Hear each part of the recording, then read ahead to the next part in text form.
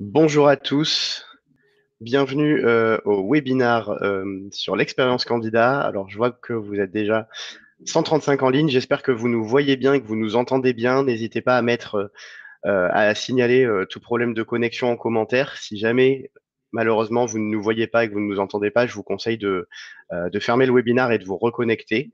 Euh, il y a Manon également qui est en ligne et qui pourra répondre à vos questions si besoin. Alors avant d'entamer un petit tour de table, et on va laisser quand même 2 minutes aux retardataires pour se connecter. Sachez que si vous devez partir en cours de route pendant le webinar, le replay vous sera automatiquement envoyé d'ici 24 heures maximum. Si vous avez des questions pendant le webinar, vous pouvez les poser dans le chat public et c'est Manon qui se chargera de vous répondre directement, ou bien elle mettra les questions en favoris pour qu'on les traite directement en fin de webinar. On va essayer de gérer la présentation en 45 minutes pour garder 15 minutes de questions, comme d'habitude. Voilà. Euh, donc, n'hésitez pas en tout cas à poser toutes vos questions. Si on n'a pas le temps malheureusement d'y répondre, on pourra toujours se contacter suite au webinar pour y répondre, pour prendre contact et discuter ensemble. Donc voilà, n'hésitez pas. Le but, c'est que ce soit interactif et qu'on puisse tous échanger sur des bonnes pratiques, des conseils avec nos experts. Alors, je vais attendre une petite minute avant de démarrer.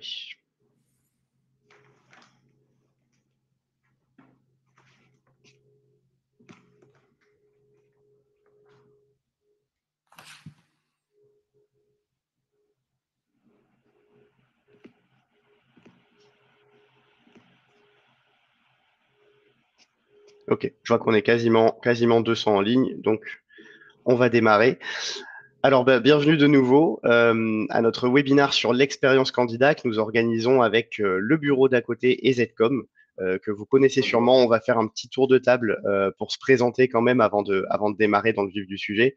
Dans ce webinaire, on va vraiment évoluer dans le processus de recrutement, avant, pendant et après. Et le but, c'est euh, que ce soit très pratico-pratique avec des conseils pour l'intégrer à chaque étape du recrutement et que vous puissiez repartir avec des actions concrètes à mettre en place directement.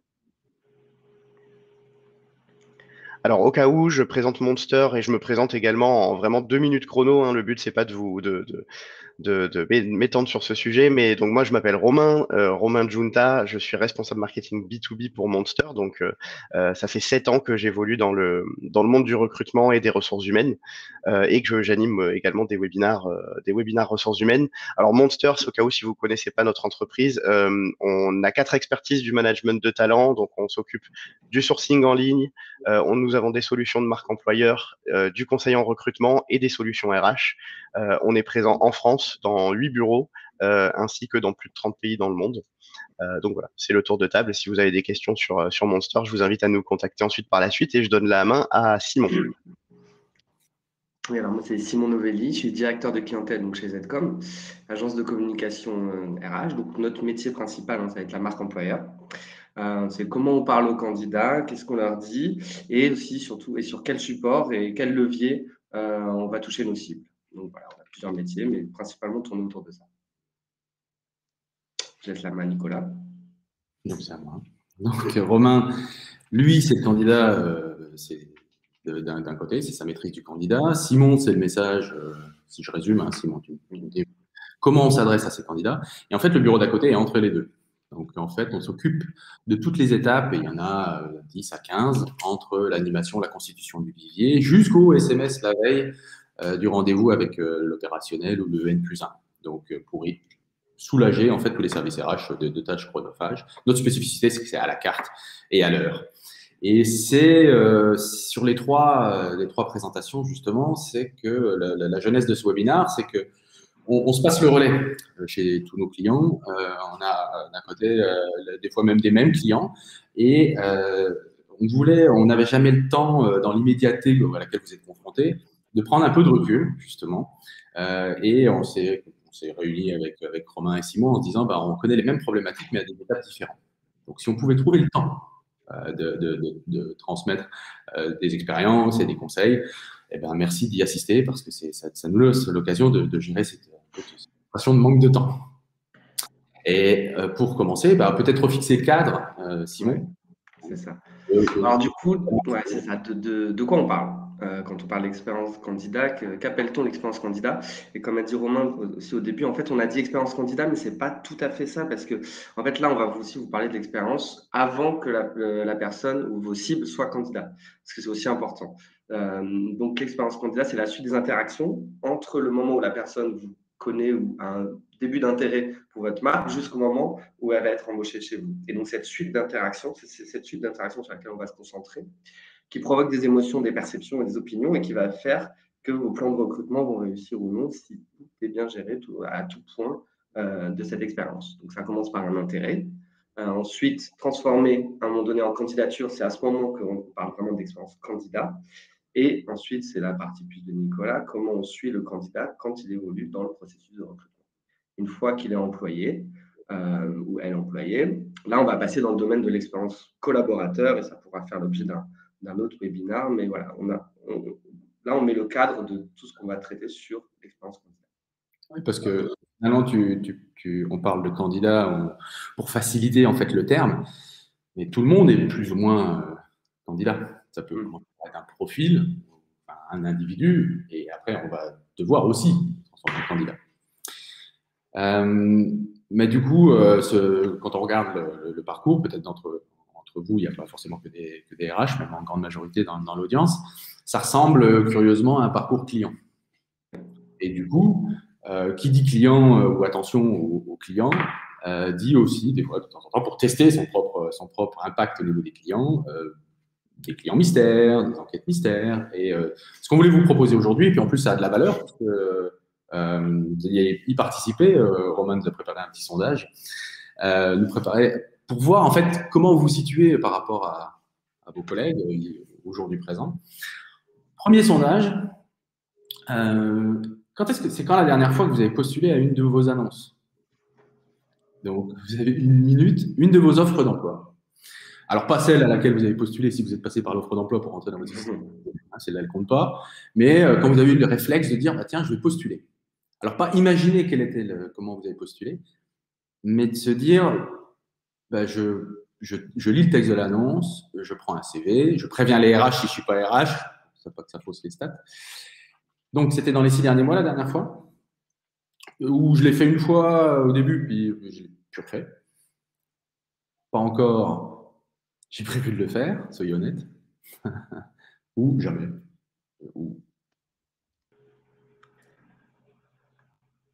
Alors, Romain, on ne t'entend pas. Romain? On ne t'entend pas. Là, c'est mon micro. Le sondage est ouvert, il est publié. Alors, je vois que vous avez des réponses en commentaire. Vous devriez avoir une section sondage où vous pouvez répondre directement. Ah oui, s'il vous plaît, puisque comme ça, on va pas les compter une par une. Je risque de prendre plus de temps. Alors, pour l'instant, je vois les premières tendances. On est à jamais à 63%. D'accord. Eh bien, ça y est, la minute est passée. Donc, on a jamais à 63%, suivi de 24% pour dans les 6 premiers mois. Ensuite, une fois il y a plus d'1 an pour 10%, et pas encore, mais j'ai prévu de le faire avec 2%. Donc, une forte majorité de jamais. 63 et 24. Et 24 qui l'ont fait dans les 6 derniers mois. Bon, bah alors au moins, les réponses 3 et 4, vous êtes majoritaire. Donc, ça peut être différent d'un côté.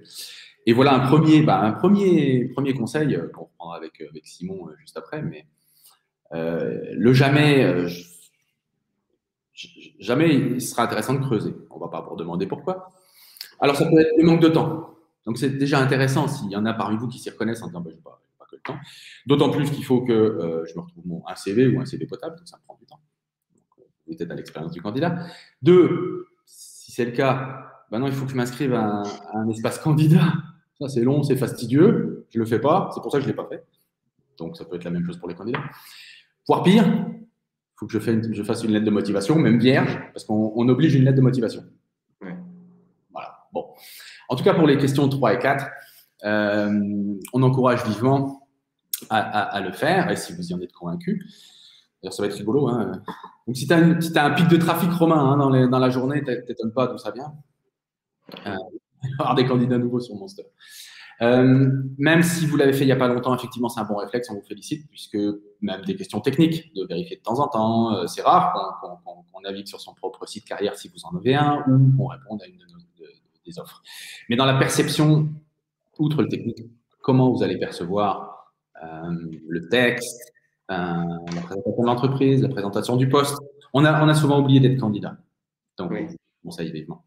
Et donc, bah, Simon, ça fait partie de ce du premier travail à faire finalement.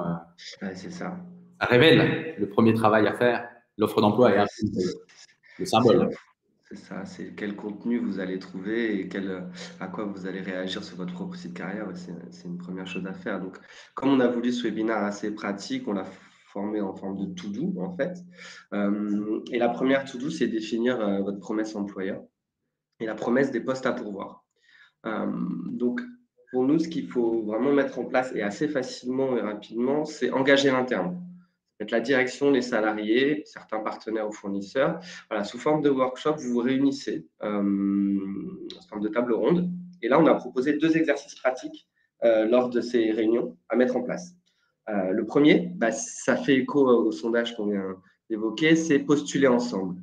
Et par postuler, on n'entend pas forcément que faire l'acte de candidature. Moi, par postuler, j'entends mettez-vous dans la peau du candidat.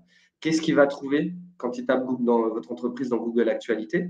Qu'est-ce qu'il va trouver sur Google tout court, Instagram, Facebook, LinkedIn, Glassdoor, sur les pages des job boards comme Monster si vous en avez une? Quel est le contenu? Quel est l'état de l'art du contenu?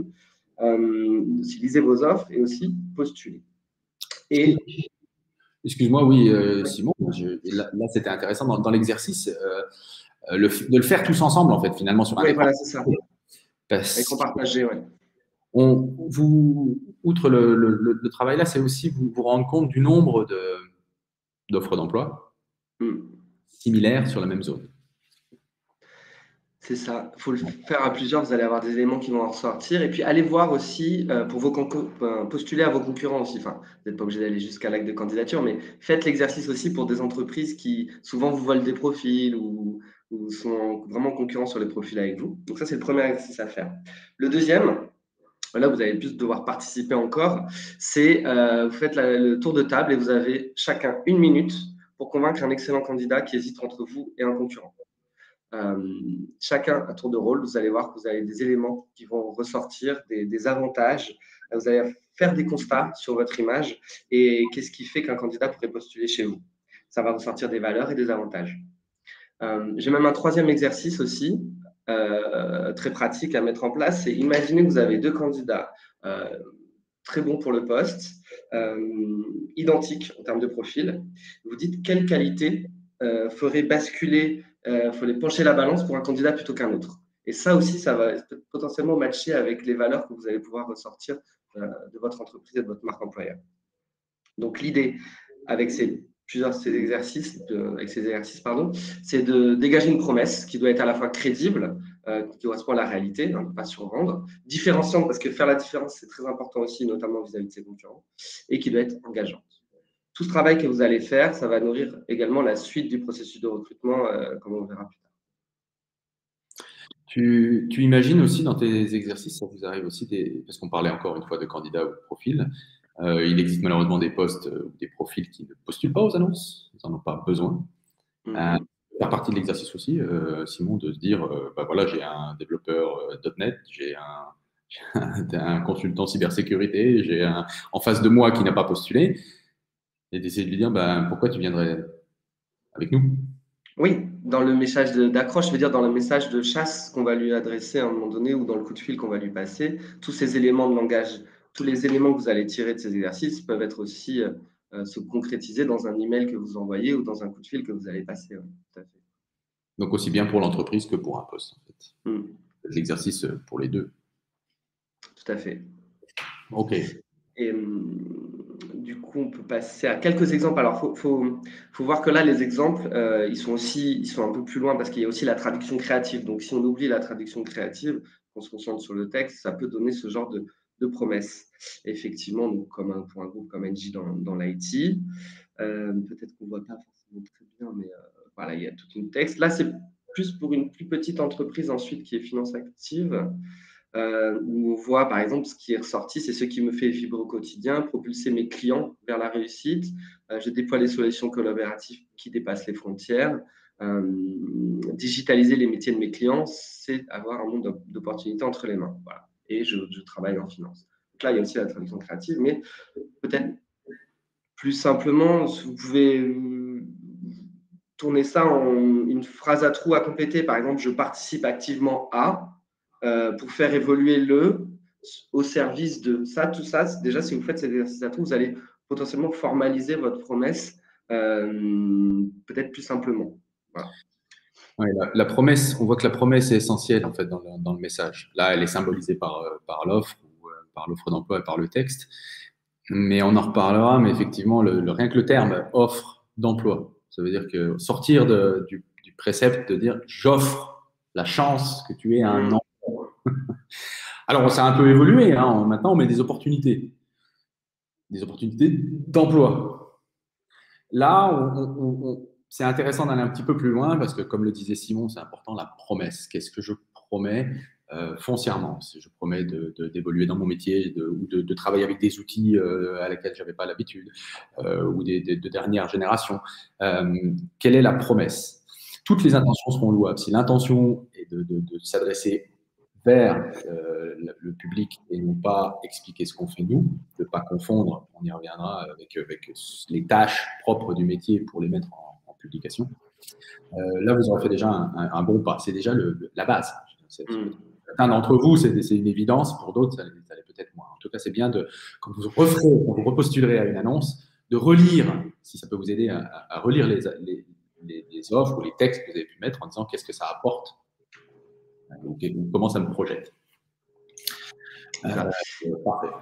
Et tout ce travail de contenu que vous allez faire ensemble en vous réunissant, parce qu'on rappelle, c'est vraiment l'atout du numéro 1, c'est de se réunir et discuter.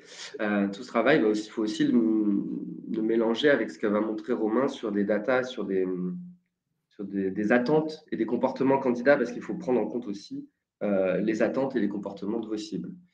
Donc, je laisse Romain.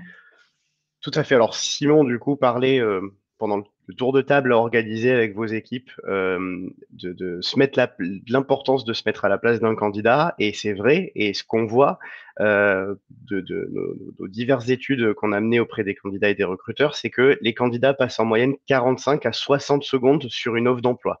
Alors, on a l'inverse avec les recruteurs qui, eux, passent 7 secondes en moyenne sur un CV. C'est très rapide. Les candidats ont un petit peu plus de temps, peut-être aussi un petit peu plus d'enjeux. Mais voilà, ils passent maximum 1 minute sur une offre d'emploi, ce qui veut dire que finalement, vous n'avez pas beaucoup de temps pour les convaincre. L'époque où on publie une offre d'emploi et tout le monde se rue dessus, alors ça existe toujours hein, dans certains secteurs, dans certaines régions où il y a une concurrence incroyable entre les candidats, mais on a quand même un marché maintenant où les candidats ont le choix dans les offres d'emploi de manière générale et où ils peuvent se permettre de passer un peu moins de temps dessus et où vous avez un challenge, vous en tant que recruteur, c'est de convaincre très rapidement avec les mots qui vont bien, avec peut-être les éléments de marque employeur qui vont bien. Votre offre d'emploi maintenant, c'est un support de communication qui doit convaincre. C'est plus seulement une offre d'emploi textuelle qui est une job description qui cite les missions une par une que le candidat devra réaliser. Ça suffit plus malheureusement.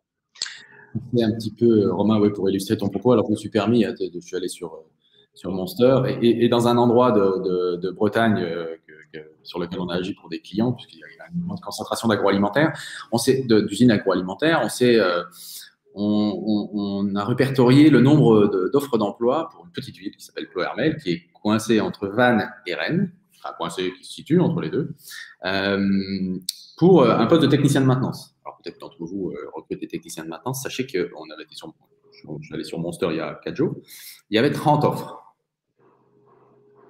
dans un rayon de 50 km ou un peu plus éloigné. Si jamais ça concernait Vannes et Rennes, imaginez le nombre. Ça, c'est pas grand. Et puis si on va sur un agrégateur qui regroupe et qui double aussi les annonces, on monte jusqu'à 50. Et imaginez bien qu'effectivement, il va falloir être percutant. Donc le travail préalable en équipe, avec l'interne, d'y mettre un peu de son identité et d'être un peu différencié, d'être différenciant, c'est une grosse opportunité. Faut le tourner du bon côté, hein, parce que 3 candidats sur 4 écriraient l'offre d'emploi. Là, il est encore temps de s'en occuper. Ce serait Ça veut dire que tout le monde n'est pas forcément au point, donc il faut en profiter. C'est l'occasion d'en profiter et de se mettre au travail. Vous pouvez le faire, Simon vous l'a dit, vous-même, réunissez-vous, sortez votre identité et traduisez-le dans les textes, dans les mots. Tout à fait. Alors, cette stat que tu viens de citer, elle est intéressante. Les 3 candidats sur 4 qui réécriraient une offre d'emploi partiellement ou intégralement une fois qu'il a passé l'entretien d'embauche. C'est intéressant parce que ça veut dire, d'une part, que les offres d'emploi reflètent pas tout le temps la réalité, soit les missions sont pas exhaustives, soit on a parfois survendu un petit peu la réalité. Il y a des missions annexes qui n'ont pas forcément été citées, soit on n'a pas vraiment spécifié le profil et le candidat finalement s'est retrouvé en entretien en se disant mince, en fait cette offre d'emploi elle est finalement peut-être pas faite pour moi, ou alors au contraire on a été trop succinct. Il y a beaucoup de missions intéressantes qui ont été oubliées, qui ont été écartées, des avantages aussi très intéressants. Et le candidat se dit, bah, mince, si j'avais su tout ça, j'aurais encore plus envie de rejoindre l'entreprise. Alors, je suis en entretien, c'est déjà top, mais il y avait encore plein d'avantages qu'on aurait pu me citer, des missions hyper intéressantes qu'on aurait pu me donner. Et ça m'aurait convaincu de postuler encore plus rapidement ou de peaufiner encore plus ma candidature. Donc, c'est intéressant, c'est-à-dire que même si le candidat passe très peu de temps sur l'offre d'emploi, il y tient une importance et il a envie que l'offre d'emploi lui donne envie de postuler. Et en fait, c'est le premier contact qu'il a avec une entreprise, même si c'est du virtuel et qu'il n'y a pas le recruteur derrière en physique. Mais ce premier contact, il a envie qu'il soit de qualité pour justement lui donner une bonne impression sur la suite du parcours. Donc stat intéressante. La dernière statistique, c'est sur l'utilisation du mobile. C'est vrai que Simon disait il faut essayer de postuler à une offre d'emploi pour comprendre le parcours candidat qu'on est en train d'offrir aux candidats potentiels. Est-ce que ça nous décourage ou est-ce qu'au contraire on essaie de fournir l'expérience la plus qualitative possible? Bah, finalement, quand on se dit qu'un candidat sur 3, et vous le verrez même sur Monster, c'est plus que ça, mais un candidat sur 3 en général postule sur son smartphone, c'est-à-dire qu'il y a aussi une importance de regarder est-ce que son site carrière est optimisé pour le mobile, est-ce que l'ensemble du parcours candidat est optimisé, est-ce qu'on accepte bien d'envoyer un CV par son mobile ou au contraire une option sans CV peut-être pour essayer de pas passer à côté de certains candidats qui ont peut-être pas de CV sur son téléphone, en fonction du type de profil, bien sûr. Un profil BTP, par exemple, lui demander son CV, bon, on peut se dire c'est pas forcément obligatoire. Un profil où on a besoin de plus d'expérience concrète dans des grands groupes, etc., c'est vrai que ce sera nécessaire, mais c'est des questions qu'on peut se poser en fonction de sa cible, de sa localisation et surtout des habitudes des candidats qu'on essaye de contacter. Voilà, donc le mobile, partie intégrante qui doit faire partie aussi de l'expérience candidat et qu'il ne faut pas négliger. C'est sous toutes ces formes, Romain, je te rejoins. Dans toutes les campagnes, on essaie de susciter l'intérêt pour nos clients sur des candidats qui ne postulent pas. Ça va commencer avec quand on envoie des campagnes emailing, même très personnalisées sur la filière, avec le prénom, on a fait attention au texte, à tout ce qu'on a vu, de le mettre dans un email précis. Il est ouvert entre 60 et 70%. C'est-à-dire qu'il interpelle quand même et il est ouvert. Le SMS, on a plus de 90%. Donc certes, il est intrusif, mais le mobile est un incontournable. Et on le verra par la suite aussi pour d'autres applications. Donc, ça change les habitudes, ça change les réflexes, mais c'est important cette donnée. Alors justement, on parlait de la rédaction d'annonces, de l'importance de l'offre d'emploi et de sa qualité pour le parcours candidat. C'est vrai que c'est le premier touch point avec un recruteur. Ce qui est important aussi, c'est de comprendre les attentes des candidats en dehors du parcours. Qu'est-ce qu'ils attendent maintenant, en 2021, de leur entreprise? Ça fait partie de votre stratégie de marque employeur, que vous en ayez une très aboutie ou seulement une amorce. Nous, on a interrogé les candidats cette année, en fin 2020, donc on était encore en plein milieu de la crise, pour leur demander quelles sont vos attentes pour 2021. On a interrogé plus de 5000 candidats dans le monde. Là, ce que je vous donne, c'est les résultats France. On a 40% des candidats qui, alors ça c'est vraiment la crise qui a ouvert ça, c'est pas une nouvelle attente, mais elle est seulement exacerbée.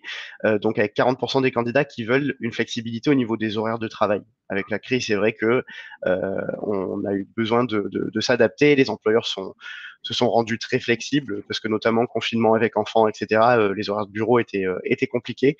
Ça, finalement, c'est un avantage que les candidats ont envie de garder.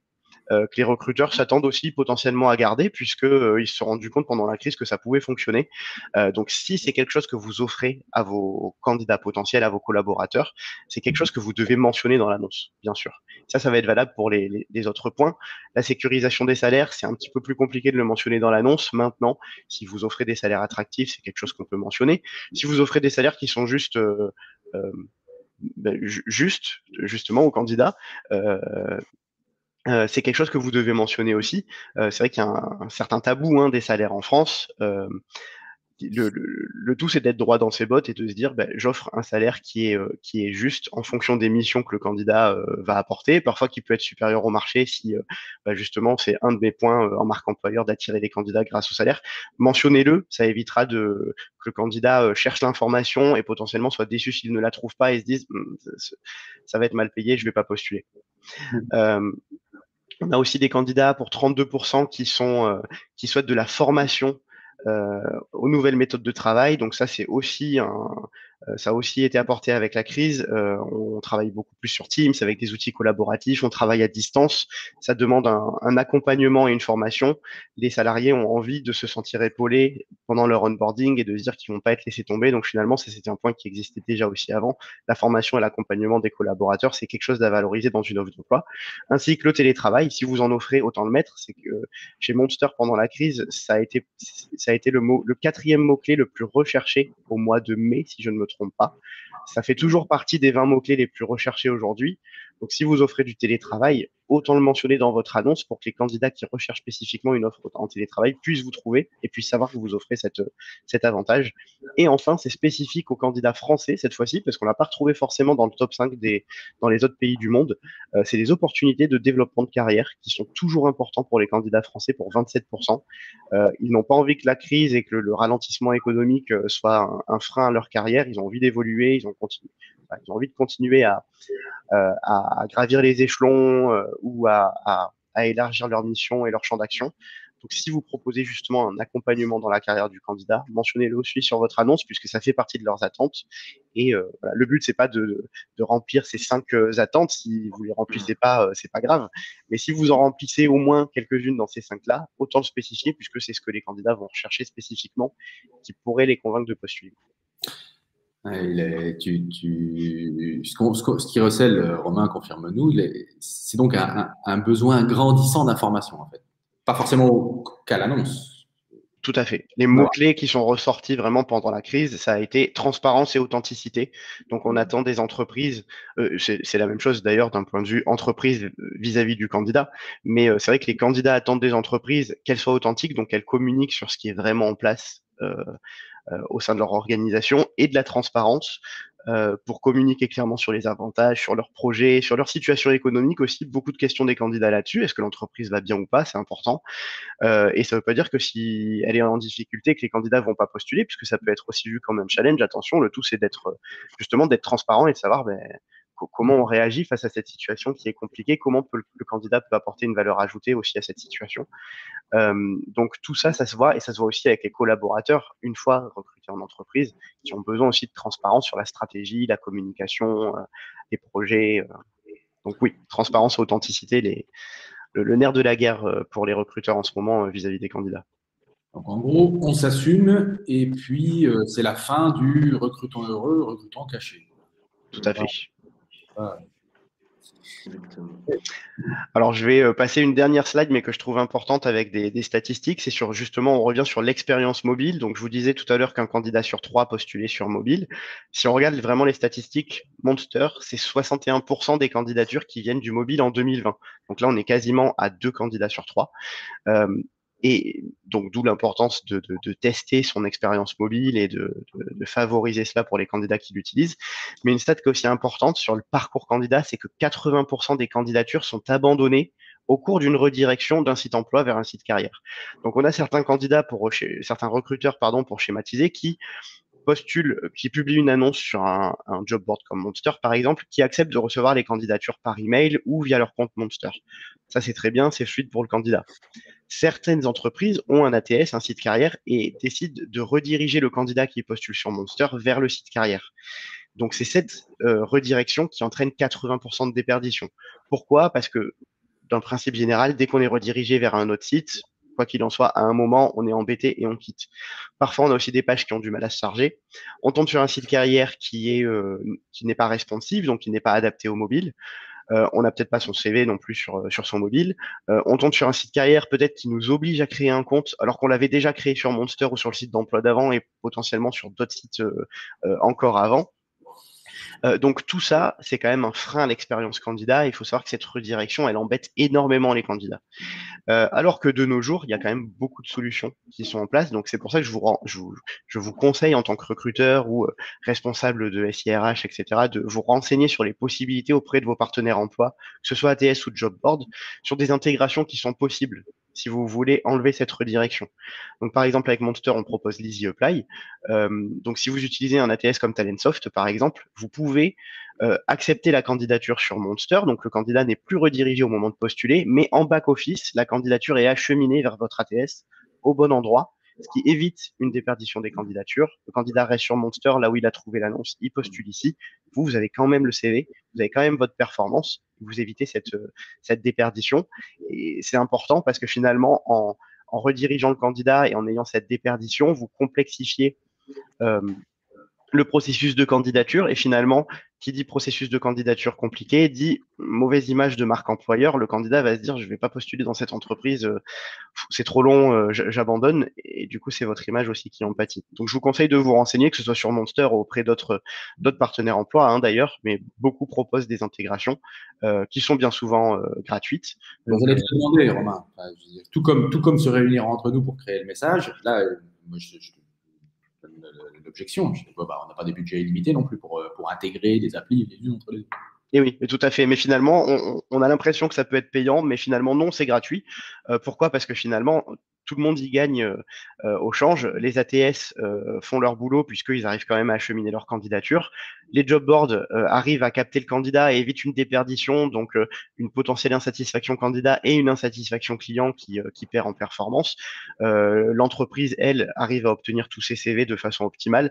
Donc finalement, bien souvent, l'intégration est gratuite puisqu'elle sert à tout le monde et il n'y a pas de surcoût. Alors bien sûr, ça peut dépendre des ATS que vous utilisez, mais voilà, je vous conseille vraiment de vous renseigner parce que souvent, le surcoût n'existe pas. Donc, jusqu'à présent, il n'y a rien qui coûte. C'est quand même sympa. Parfait. Bah, là non plus, ça peut ne rien coûter. C'est-à-dire qu'en fait, donc là, on passe à la deuxième phase de la to-do sur le contenu. Là, il faut se mettre au travail, en fait. Alors, on sait que c'est pas évident parce qu'on a tous des to-do déjà assez chargés. On a un quotidien, on est pris. Donc, voilà, là, le but, c'est de dégager des créneaux pour avancer sur ces sujets-là. Qu'est-ce qu'il faut faire? Il faut créer du contenu s'il n'existe pas, l'harmoniser s'il existait, parce que vous avez peut-être déjà du contenu. Et créer ces messages, déjà sur votre site carrière, une page qui explique toutes vos valeurs, là, comme on a dit avant. Dans vos annonces, mais là, comme on sait, les annonces, ça pourrait faire l'objet d'un webinaire à part entière, parce qu'il y a vraiment beaucoup de choses à dire sur les annonces. Hein.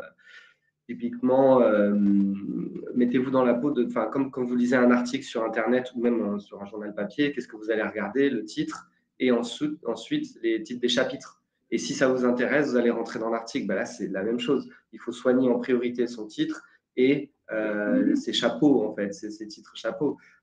Typiquement, je me souviens, sur un poste en data, en data analyst, data scientist, je ne sais plus, au lieu de votre profil, on avait mis « Et vous, vos data, quels sont vos data ?» Donc, on accroche un peu plus l'intérêt. Ou en logistique, on avait mis « Quelle qualité avez-vous en stock ?» C'est pas grand-chose, mais c'est un twist qui permet de donner une tonalité un peu plus sympa à la lecture et qui va potentiellement faire que les gens vont plus rentrer dans votre annonce. Oui, parce qu'on a un poste qu'on n'a pas, enfin, on recrute pas souvent. On est pris de panique parce que c'était pour la veille. Et il y en a un qui nous dit, bah si, on en avait recruté il y a 3 ans. Tiens, j'ai le texte encore de l'annonce, vas-y, publie-la. Ouais, c'est ça. Et on confond la job description avec l'offre. Donc, qu'est-ce qu'on offre alors qu'une job desk, c'est vraiment c'est vraiment pas la même chose. Et de temps en temps, on a tendance à confondre. Donc, vraiment passer du temps à rédiger vos annonces. Je pense que dans les 4 points, c'est vraiment le plus important. Et effectivement, derrière le site carrière, votre page sur les réseaux sociaux, que ce soit Facebook, Instagram, LinkedIn, et les pages sur les job boards. Donc, ça, c'est vraiment prioritaire. Mais ensuite, et pour aller plus loin, et je conseille quand même aussi d'aller plus loin, notamment en numéro 1, faites des vidéos. Faites des vidéos de vos collaborateurs, les témoignages des personnes qui travaillent chez vous, c'est ce qui a le plus de valeur. Aujourd'hui, Et, contrairement à ce qu'on peut croire… Oui. Ben, ça coûte. Encore une fois, une vidéo, un studio, tout le monde n'a pas un studio de créa, tout le monde n'a pas une agence de com, tout le monde n'a pas… Ouais, non, mais d'accord, mais c'était vrai il y a 10 ans, peut-être que ça devait coûter… c'était pas la même chose. Mais aujourd'hui, il y a des outils en ligne, des licences qui coûtent vraiment quasiment rien, ou avec un mobile, on peut écrire son texte, vous voyez, façon brute, combinée, où il y a la question qui se pose et ensuite la personne répond, avec un collègue qui vous filme. Ouais, ça peut vraiment coûter très, très peu. Alors, ça coûte du temps, d'investissement, et quelques centaines d'euros pour faire… pour l'outil, mais vraiment, c'est devenu hyper simple de faire une vidéo collaborateur qu'ensuite on met sur son site carrière. Ça, c'est vraiment… On complète, et là, l'apport est indéniable. De toute façon, on fait plus confiance à d'autres. Voilà, donc le partage d'expérience est extrêmement important. Et ensuite, ça s'applique vraiment à tout le monde, quelle que soit la taille. C'est-à-dire que c'est une entreprise, ça sert un peu tous les postes parce que ça se limite dans 20 à 30 personnes, mais finalement, un service dans lequel que le candidat va intégrer, il dépasse rarement 30, 40, 50 collègues directs. Et même pour les grandes entreprises, de plus en plus, on focalise sur le service. On met en avant le service. C'est-à-dire que le nom, vous voyez Engie, on peut voir d'autres grandes entreprises, le nom ne suffit plus, et même ces entreprises en ont conscience, et c'est le service qu'on met en avant. Ça peut être un technocentre qui est dédié à telle activité, parce que la personne, elle va intégrer un service de 30, 40 personnes. Elle ne va pas intégrer 60 000 collègues. Ce qui l'intéresse, c'est son N+1, c'est ses collègues directs. C'est cela qu'on peut mettre en avant aujourd'hui, ce que tu dis, Simon, avec ces outils où il est facile finalement de personnaliser et d'accentuer la notoriété du recruteur ou du service recruteur, pas de la maison mère qui rayonne mondialement. Donc ça, on peut le faire. Donc il n'y a pas d'excuse en fait. Non, il n'y a pas d'excuse, c'est juste, faut s'y mettre. Tout comme là où pour les plus loin, on a expliqué le processus de recrutement, mais ça rejoint la transparence dont on parlait. Limiter le nombre de clics, effectivement, faut que ça soit plus facile de postuler. Alors, je vois qu'il y a une question aussi sur simplifier le dépôt de CV, créer un effet où on a trop de profils qui postulent en masse et qui ne correspondent pas. Donc, c'est Catherine qui me pose la question. Effectivement, c'est un risque. C'est un risque qu'il faut mesurer. Je retourne la réponse, tout comme pour, c'est pas une excuse pour la vidéo. Aujourd'hui, on a aussi des outils et des façons de faire qui font que il vaut mieux dire non qu'être obligé de dire oui. Et si on provoque alors après, soit en amont pour cibler, soit après pour trier, mais on préfère être dans cette situation. Oui.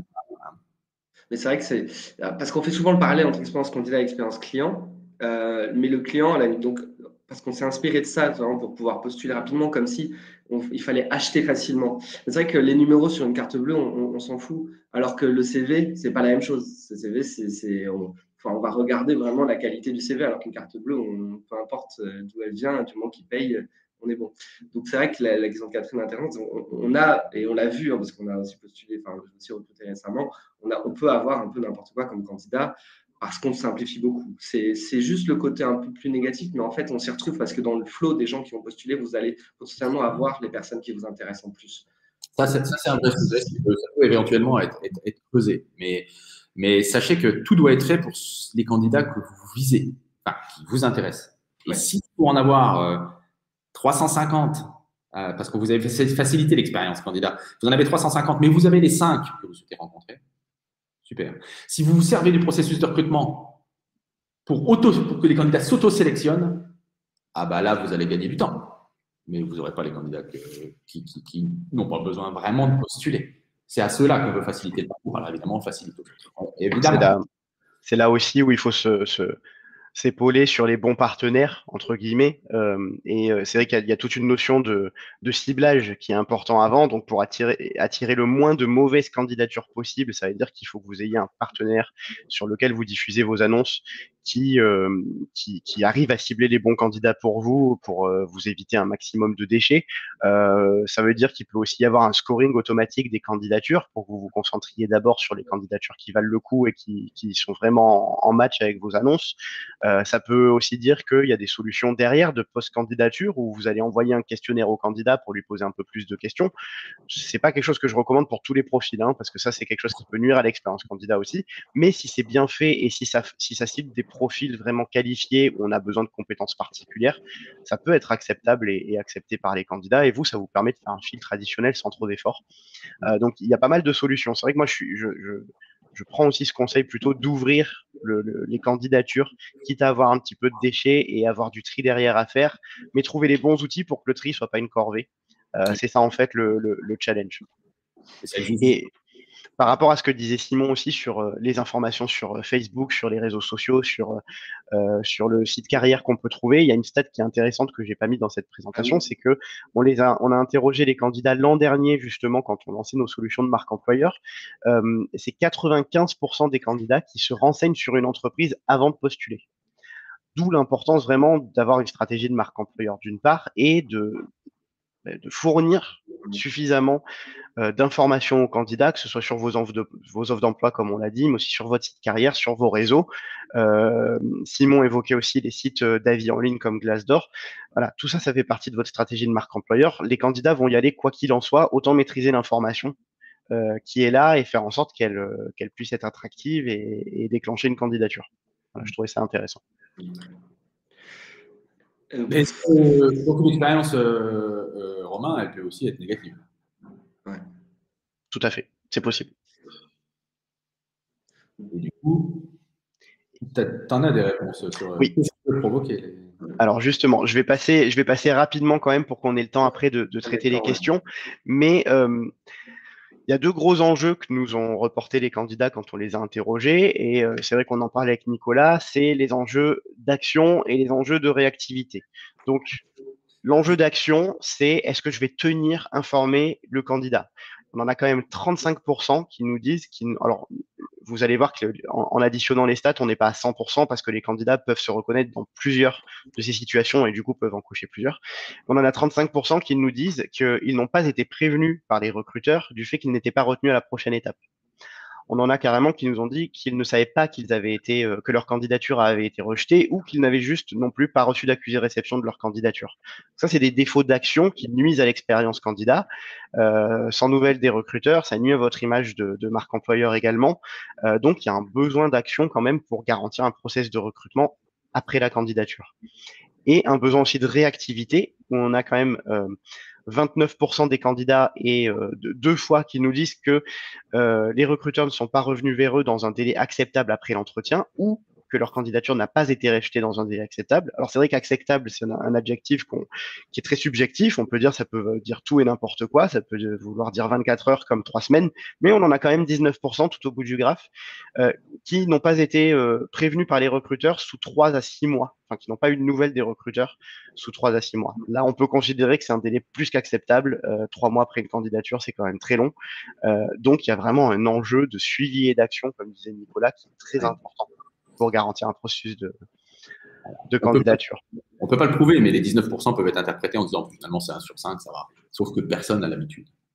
Personne, rarement, enfin sur la masse, n'est rappelé 6 mois après pour dire vous devenez quoi? Ça n'a pas fait entre nous, mais qu'est-ce que vous devenez? Parce que dans les réunions que Simon nous avait dit de faire entre nous, dans nos valeurs, il y avait de la proximité, il y avait du lien, il y avait on s'intéresse, we care. Et 6 mois après, rares sont ceux qui disent au fait, vous devenez quoi? Sauf pour des profils ultra rares, certains suivent régulièrement. Mais il faut s'inspirer de ça. Et là, l'effet, il est démultiplié parce que là, ils sont soutenus. Pour prendre le relais de la mauvaise expérience et dans les délais, ils sont écrits là. Alors, on a voulu mettre des chiffres pour le rythme et les actions. Donc, évidemment, dans le traitement des candidatures, quand vous repérez, même si on a 300, il faut les traiter dans les 24 heures. En tout cas, il faut les regarder, il faut les lire. Encore une fois, il y a des solutions qui existent. En tout cas, il faut s'organiser. Mais c'est une intention. Vous avez dépensé de l'énergie, de la réflexion avec Simon, en impliquant l'interne. Vous avez fait un beau message. Ça y est, la communication évolue. Vous avez peut-être dépensé un petit peu d'argent pour diffuser vos offres, diffuser le message, diffuser votre communication. Et vous allez attendre une semaine avant de traiter toutes les candidatures. Ce n'est pas possible. Vous êtes pris dans le rythme. Il faut garder le rythme. 24, allez, 36 heures, vous avez, même si c'est 300 offres, il faut mettre en place quelque chose qui fait que vous les avez pris. Et parmi ceux-là, tout de suite, en moins de 48 heures, et là, je n'exagère pas, allez, peut-être encore une demi-journée de plus, contactez-les. SMS, téléphone, mais prenez contact. Créez le lien. Enfin, contactez-vous avec eux. Parce que, encore une fois, 40 annonces, 40 offres d'emploi Applo Hermel ou opportunité de carrière, vous n'aurez pas le temps Alors, ne sautez pas dessus dans l'heure qui suit non plus. Hein. Le lendemain, ça va très bien. Je vous attendais depuis longtemps. Et dans le même rythme, ici on pourra l'approfondir plus tard, mais c'est là où on accompagne nos clients de dire, bah voilà, il y a plein d'étapes, plein de petites étapes, mais qu'il faut faire en rythme pour garder le lien. Et alors encore une fois, le SMS, pour confirmer la chose. Si jamais l'opérationnel, et là je les entends ici en disant, bah, on le sait, la plupart de vous avez des intentions de rythme, ça y est, j'en tiens un. Ah oui, mais le manager, il a autre chose, il n'est pas là, il a autre chose à traiter, et puis la prod en premier, donc décalé. Bah oui, mais gardez le lien avec. S'il dit je peux le recevoir dans 3 semaines, pas 3 semaines sans nouvelles.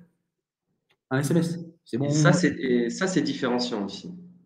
Parce que c'est peu utilisé aujourd'hui et ça peut vraiment faire la différence avec vos concurrents d'utiliser ce canal de communication.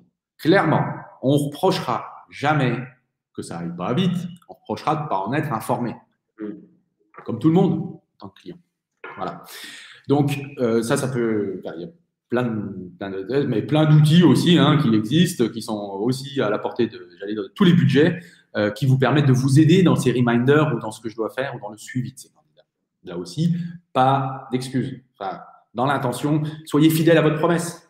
Si on dit, bah voilà, on est une entreprise dynamique et je mets 3 semaines à vous répondre, si je crée le lien, on est proche de nos collaborateurs, puis je ne demande pas ce qu'ils viennent s'ils n'étaient pas prêts d'intégrer l'entreprise à un moment particulier, ben non, soyez fidèles à votre promesse.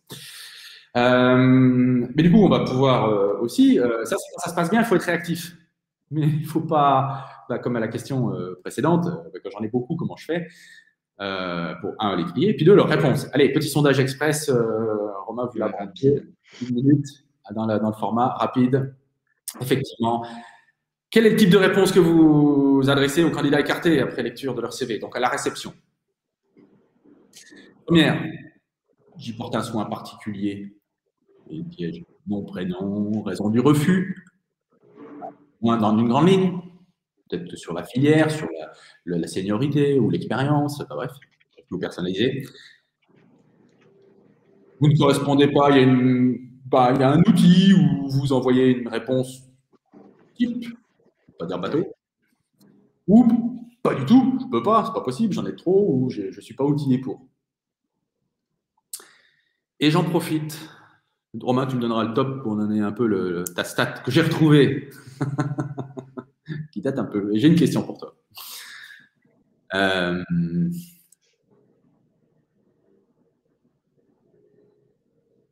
le sondage. Ouais, les réponses sont en cours. Alors, nous avons 50% de réponses pour la numéro 2, réponse standardisée, 35% quand même de réponses personnalisées pour toutes les candidatures écartées et seulement 15% pour aucune réponse. Très bien. Félicitations à ceux qui font des réponses personnalisées. Ça demande de l'effort. Alors, il y a plusieurs explications. Soit il n'y en a pas beaucoup, soit vous êtes extrêmement vigilant et occupé, donc ça, et concerné, donc ça c'est parfait. Pour la deuxième, alors on va pas être plus royaliste que le roi. Il est évident que on est obligé aujourd'hui, dans l'immédiateté, d'avoir des réponses un peu automatiques. C'est quand même bien de les travailler tout autant que de les revoir, de voir comment on l'interprète. On a quand même vu des sacrées erreurs. On peut en rire aussi. On ne vous retient pas parce que vous n'avez pas le profil recherché. Bon, ok. Merci. D'autant plus que je pensais que je l'avais, moi. Mais la palissade, c'est toujours un petit peu dangereux. Romain, juste pour ceux qui… Oui. Je l'ai retrouvée. Elle date de 2015. Mais justement, voilà, c'était IFOP 2015 pour Monster. Et à l'époque, quelqu'un qui n'a pas reçu de réponse négative ou pas négative qui le satisfasse, j'ai grandi un peu, ne repostulera pas dans cette entreprise à hauteur de 57%. Ma question est, c'est mieux aujourd'hui ou c'est pire? C'est le sondage, mais selon toi.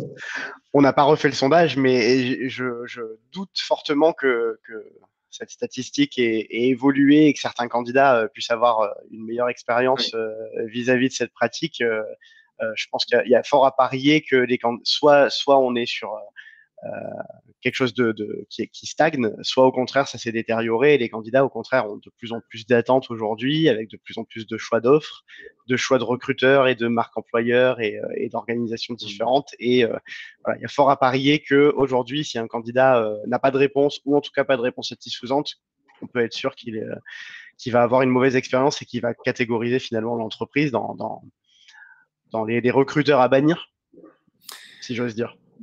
Voilà, dans l'attention, je sais que on sait que c'est compliqué. Comment faire un effort pour des gens qui ne correspondent pas, enfin, ou qui correspondront jamais.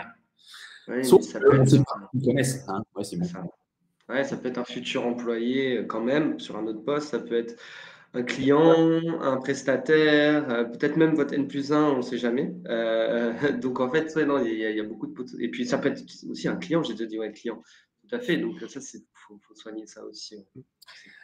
Alors, on enchaîne peut-être. Avec le dernier qu'on aura fini. Alors, au cas où, on a Emmanuel en commentaire qui nous dit qu'en cas de refus, dans son entreprise, on propose même des offres d'emploi additionnelles aux candidats qui pourraient correspondre à son profil quand il y en a. Donc, une bonne pratique, je pense aussi, qui est intéressante. Alors, j'en profite. Alors là, je le prends quand même parce qu'effectivement, même le pourcentage, franchement, il est bien, les réponses personnalisées. On n'a pas le temps, mais j'en ferai bien un sondage en disant est-ce que vous les traitez avec la même vigilance pour les candidatures spontanées? Parce que ceux qui n'ont pas de site emploi ou qui n'ont malheureusement pas aussi d'offres d'emploi aujourd'hui en ligne pour leur entreprise, vous n'êtes pas exempt de faire le test. Faites le test avec une candidature spontanée. Et au pire, c'est accueil-monentreprise.com. Bonjour, je voudrais postuler. Wait and see. Donc, voilà, l'expérience, on peut aussi la poursuivre et on verra s'il y a un traitement des candidatures négatives personnalisées sur les spontanés. Petit challenge. Effectivement, dans la to-do, vous l'avez compris. Voilà.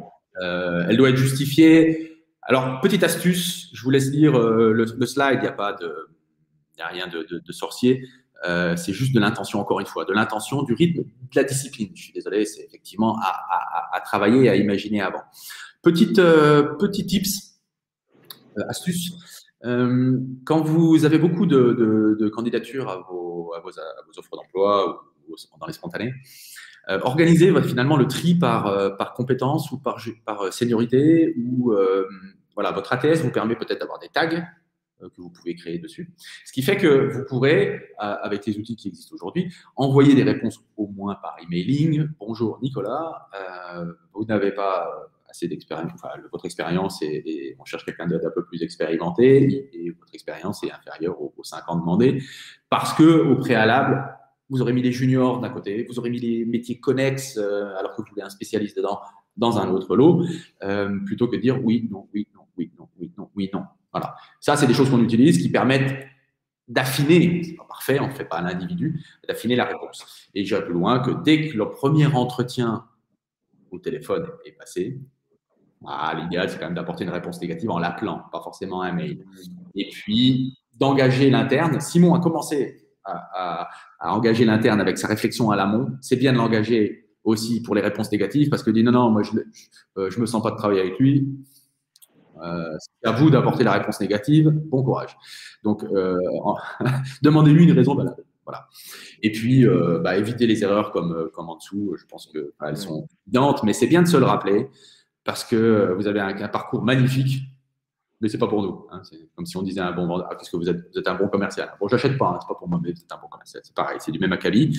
Et puis, toujours vos promesses d'intention vis-à-vis des candidats. C'est pas que les candidats qui vous intéressent, mais effectivement, si vous n'avez pas de réponse dans les 3 semaines, considérez que c'est mort. On considère que je n'ai pas de temps à consacrer avec vous. Vous ne m'intéressez pas et je ne vais pas remettre de l'effort au bout de 3 semaines pour vous répondre. Voilà. Donc, attention à l'interprétation, évidemment. On en arrive effectivement au terme de ce. Là, à la partie question-réponse, Romain.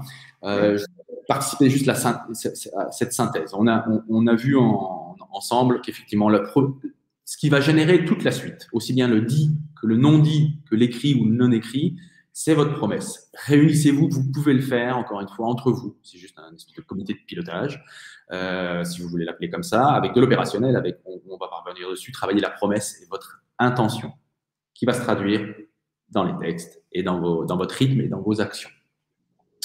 Créez le lien, nourrissez-le lien avec le candidat et tenez votre promesse tout au long du process.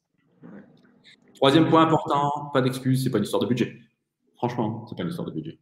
Même les TPE, chacun d'entre nous, on a des clients qui ont 5 salariés, pas des budgets énormes. On arrivera toujours à faire vivre votre bonne intention et vos valeurs. C'est pas un sujet. Et puis, le constat, et c'est ce qu'on voulait sur ce webinaire, c'est parce que si jamais on se rend compte par la suite, ce sera déjà ce travail de sensibilisation, tout le monde sera gagnant. Mais vous pouvez le faire seul. Il n'y a rien qu'on a évoqué ici que vous ne pouvez pas faire dès la semaine prochaine. 2-3 réunions, des échanges. Encore une fois, une histoire d'attention. Et donc, ici encore des questions. Les questions. On en a beaucoup. Romain, on pourra prolonger, parce que si on en a beaucoup, on peut dépasser l'heure un peu. On peut dépasser un petit peu de 10 minutes, oui. Donc, on va essayer je vais vous les dispatcher. Donc, on en a beaucoup. Je ne sais pas si on aura le temps de les traiter toutes. Si jamais, malheureusement, votre question n'est pas traitée, n'hésitez pas à nous contacter après le webinaire. Tu as débranché la notification, Romain. Hein. Si vous n'avez pas de réponse à votre question dans le chat sous 3 heures, considérez qu'il n'y a pas de réponse. Voilà, j'ai débranché ça. On fera une réponse. En tout cas, voilà, n'hésitez pas à nous contacter. Si vous devez quitter le webinaire aussi, n'hésitez pas, si vous avez aimé le contenu, à lui attribuer une note et à nous dire un petit mot en commentaire sur si vous avez apprécié ou pas. S'il y a une thématique que vous souhaiteriez creuser qui est en lien avec celle-ci ou pas du tout, une thématique RH recrutement ou marque employeur, voilà, n'hésitez pas à nous faire vos suggestions et à noter le webinaire. Voilà, ça nous fera plaisir. Alors, si on passe une question qui a été pour Simon, qui a été posée à plusieurs reprises. Est-ce que tu pourrais répéter la phrase à trous qu'il faut remplir pour élaborer la promesse, s'il te plaît? Alors, l'idée, c'était, on peut retravailler ces phrases, hein, mais c'était participer activement à, pour faire évoluer le ou la, au service du ou de. Voilà. C'est cette dynamique de service, faire évoluer, participer à, qui peut vous aider à trouver des éléments pour votre promesse. Super. Là, je pense que ça va être une question plutôt pour moi. C'était au sujet des mots-clés dans l'annonce qui permettent réellement une visibilité. Alors, je vais vous parler pour le cas de Monster. Monster qui possède un algorithme sémantique.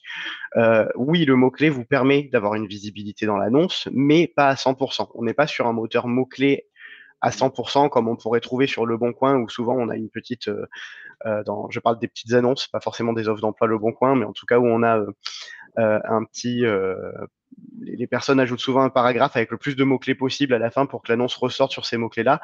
Chez Monster, c'est pas comme ça. On a un mix en fait de pertinence de mots-clés, mais qui est contextualisé grâce à notre moteur sémantique. Donc, ce qui va être important surtout, c'est le titre de poste, qui doit être fidèle et qui du coup va rayonner dans un champ sémantique où on va aller chercher les synonymes de ce type de poste, etc. Pareil pour les compétences et les mots-clés qui vont être dans l'annonce, le moteur va les contextualiser pour être sûr de leur importance. Du coup, quand le candidat va faire une recherche particulière, on pourra faire ressortir votre annonce, quel est le mot-clé ou non, si le moteur la juge comme importante et en lien vraiment avec ce poste, qui est voilà, on ne conseille pas de mettre 8 fois le même mot-clé, ça n'aura pas d'impact. Le but, c'est vraiment de détailler l'annonce le plus possible avec le plus de compétences possible pour que votre annonce ait des points attribués pour chaque compétence et qu'en fonction du type de poste recherché par le candidat, votre annonce ressorte du mieux possible avec forcément des annonces concurrentes, mais qu'elle puisse ressortir pour le plus de compétences possible et le plus de postes synonymes possible également. Merci Romain. Moi, j'en ai vu deux là, aussi très intéressantes. Alors, les astuces pour recruter, c'est Carole, pour recruter des profils en veille comme des commerciaux. Effectivement, vous l'avez compris, c'est pas teinté que offre d'emploi dans l'intention. Hein. Donc, les petites astuces, effectivement, là, on est dans le domaine du sourcing. Oui, on a. C'est la même thématique, c'est comment créer le lien avec ces profils. Donc, effectivement, c'est pas l'offre. C'est pas une offre d'emploi. C'est une chance de pouvoir échanger. Donc, effectivement, on est dans la famille des job dating ou des cafés. Alors, aujourd'hui, c'est pas plus compliqué. On va dire du visio-café du vendredi matin avec l'opérationnel direct. Parce que c'est lui qui va donner envie à quelqu'un qui ne cherche pas à quitter un emploi et en retrouver un autre, mais qui cherche à aller, pas quitter, mais aller. Donc, il faut créer le lien. Alors, ça peut être le sujet de notre webinaire. Intéressant aussi, je ne sais pas si je vais pouvoir y répondre très clairement, mais quand on parle de promesse employeur, quand on parlait de, c'est peut-être un peu Simon, on peut réfléchir dessus, c'est est-ce qu'on peut le lier au concept de contrat psychologique? A priori, je serais tenté de dire non, on ne va pas demander forcément un contrat. Enfin, on n'est pas dans le cadre du contrat psychologique. Là, je ne vais pas forcément montrer ça, mais assumer, l'entreprise ou au moins ses représentants vis-à-vis de l'extérieur jusqu'à l'embauche doivent assumer ce qu'ils sont avec leurs valeurs. Donc, on parlait effectivement, on retrouvera beaucoup les mêmes de travail, de reconnaissance, d'évolution, d'entraide, d'initiative, de proximité, de réactivité. Au moins, ça affiche, vous affichez au moins qui vous êtes, enfin, ce que l'entreprise recherche, ce qui est commun, qui est le PPCM, le petit commun à tout le monde vis-à-vis de l'externe. S'il se reconnaît dans ces valeurs-là, déjà, vous avez une garantie que dans le contrat, bah voilà, ça donne déjà le cadre dans lequel on va le rechercher. On va rechercher de l'initiative, on va rechercher de la créativité. Et justement, c'est l'opportunité, dès le premier contact, de montrer à votre manière comment vous créez le contact. C'est le cadre. Difficile c'est presque un. Mais assumer l'entreprise. Bien ou pas bien, hein. Enfin, si c'est le cas, s'il doit y avoir un parcours candidat, c'est important. Ouais. S'il doit y avoir un parcours candidat, parce que nous, on est comme ça, on veut que les gens fassent un effort pour venir nous joindre parce qu'on a une réputation et qu'on veut faire un parcours compliqué pour qu'ils postulent, bon, ok, c'est pas dans l'air du temps. Mais si c'est assumé, oui. Mais alors, il faut mettre l'effort ailleurs hein, pour être sûr qu'il y ait du monde aussi. Pas sans effort, parce qu'il va falloir le faire savoir. Donc, voilà. S'assumer aujourd'hui, on peut plus se cacher tout au long du processus pour pouvoir. Alors, une autre question qui peut être intéressante, peut-être pour Simon, mais peut-être aussi pour toi, Nicolas. Est-ce qu'il y a des adaptations ou des points de vigilance pour la mise en place d'une promesse employeur dans une société à dimension internationale? Alors, ça dépend de ce qu'on appelle international, parce que là, on pense plutôt aux valeurs qui peuvent ne pas être partagées dans tous les pays, en fait, et faire attention, on va peut-être mettre quelque chose en avant en France qui n'a aucun intérêt dans un autre pays, et vice-versa. Donc, effectivement, il y a des énormes points de vigilance à avoir. Après, si on reste européen dans l'international, déjà, on limite les risques. Et par contre, c'est vrai que si on veut une promesse au Moyen-Orient ou en Inde, ou peut-être dans encore d'autres pays auxquels je ne pense pas, là, effectivement, la promesse, ça va être quand même un peu plus compliqué de trouver des points communs, effectivement. Et effectivement, donc, il y a des points de vigilance, oui, tout à fait. Les valeurs, tout ça, ce ne sont pas les mêmes, donc il faut en prendre conscience. Ouais. Oui, et puis alors, tout dépend de la liberté que vous avez aussi quand on parlait de communiquer sur un service. Je sais qu'il y a des volontés où on veut qu'un seul message tout le monde. Et là, si vous êtes dans une filiale ou un des services, bah, vous n'avez d'autre choix que d'utiliser ces messages-là. On ne vous laissera pas forcément la liberté. Si vous avez cette liberté-là pour adapter encore le message à sa cible et au service, là, ça vous laissera plus de possibilités. Et c'est ce qu'on recommande. Alors, une autre question qui peut être intéressante, faut-il séparer offre d'emploi et job description? Oui. Peut-être Nicolas. Ah bah oui. Ah bah oui. Oui, bah alors parce qu'on trouve aussi dans des communications, on recherche des gens avec expérience. Et donc dans l'offre d'emploi, on cherche des gens avec minimum 5 ans d'expérience en tant que. Et donc en tant que, vos missions seront de. Bon, alors je commence par dire, dans mon offre d'emploi, je cherche des gens d'expérience qui donc ont déjà fait ce métier. Mais je vais quand même lui expliquer dans le reste de l'offre d'emploi ce qu'il va faire dans le métier. Bon, déjà, là, ce n'est pas extrêmement cohérent. Donc, ensuite, une job description, une définition de poste, c'est pas les avantages, c'est ce que je dois faire. C'est pas ce que ça m'apporte. Donc, le distinguo, pour vous aider à distinguer entre une offre d'emploi, une opportunité de projet professionnel et la définition de poste, mettez-vous à la place du candidat et dites, bon, ça m'apporte quoi? Bon, je vais faire ça, d'accord. Je vais faire ça. Je dois connaître l'anglais. Je dois faire des réunions. Ouais, mais ça m'apporte quoi?